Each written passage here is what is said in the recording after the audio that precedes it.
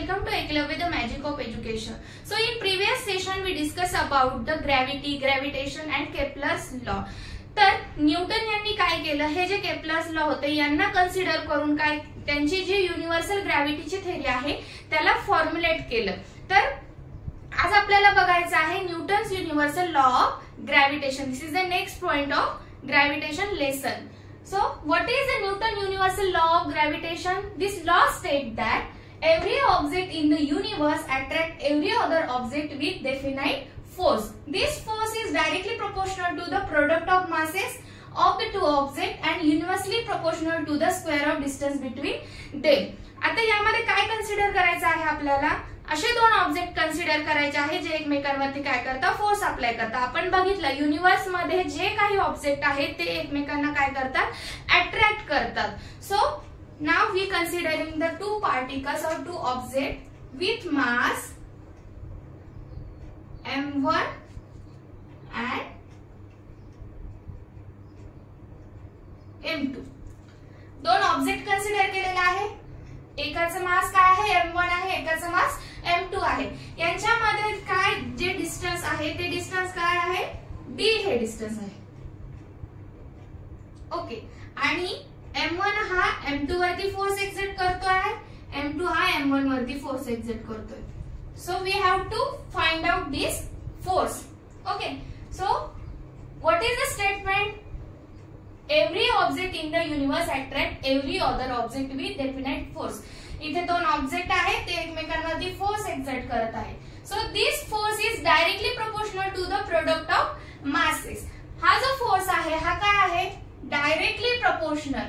F is directly proportional to the product of masses m1 into m2. Force काय आहे, directly proportional आहे. कशाशी? तर जे दोन ऑब्जेक्ट आहे त्याच्या मासच्या प्रोडक्टशी काय आहे, डायरेक्टली प्रोपोर्शनल आहे.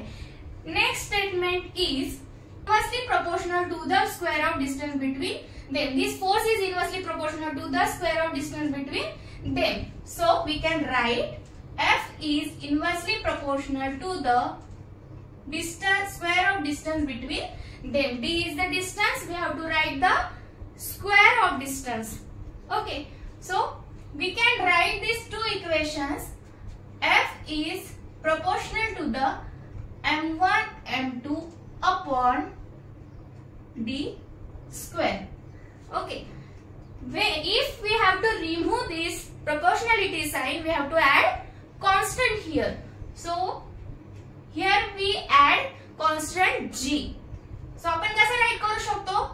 F is equal to g into m1 m2 upon d square. So here g is the constant of proportionality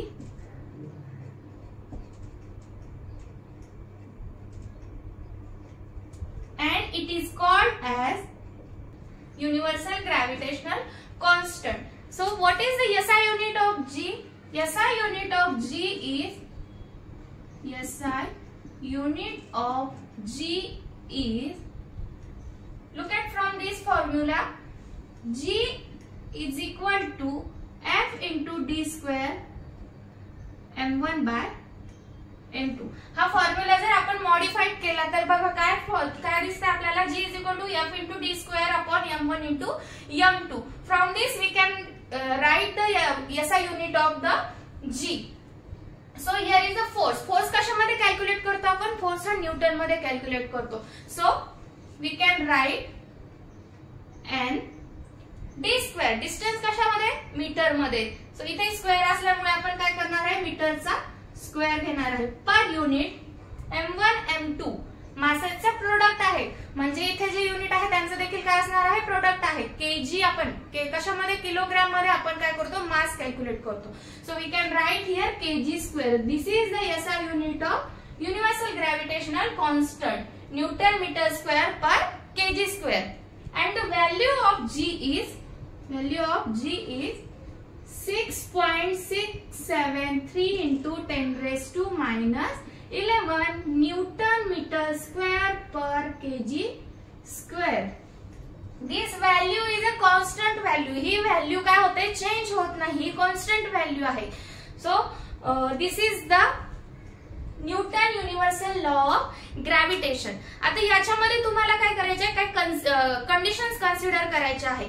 तर कुठल्या कंडिशन आहे, जर आपण दोन मास आहे, त्या दोन मास पैकी एक मास काय केलं, आपण डबल केलं किंवा वाढवलं, त्यावेळेस काय होणार आहे, फोर्स वाढेल की कमी होईल. ओके, सो जर आपण दोन्ही मास पैकी एक जरी मास वाढवलं तर काय होणार आहे, force is directly proportional to the product of masses. Because of that जर आपण मास वाढवलं तर फोर्स देखील काय होणार आहे, वाढणार आहे.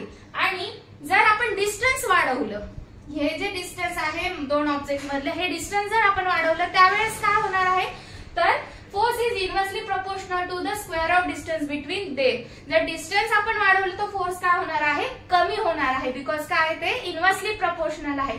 सो ही आहे सेकंड कंडिशन. आता थर्ड कंडिशन बघा, जर स्पेरिकल सर्क्युलर मोशन मध्ये असतील ऑब्जेक्ट, तर अशा कंडिशन मध्ये जे डिस्टन्स आहे ते कुठला डिस्टन्स कन्सिडर करायचा आहे, आपल्याला सेंटर पासूनचं डिस्टन्स कन्सिडर करायचं आहे दोन्ही ऑब्जेक्टच्या.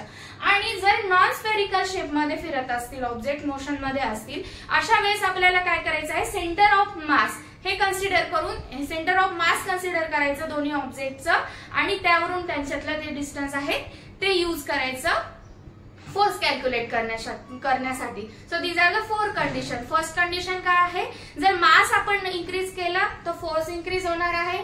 जर आपण डिस्टन्स इन्क्रीज केला तर फोर्स डिक्रीज होणार आहे.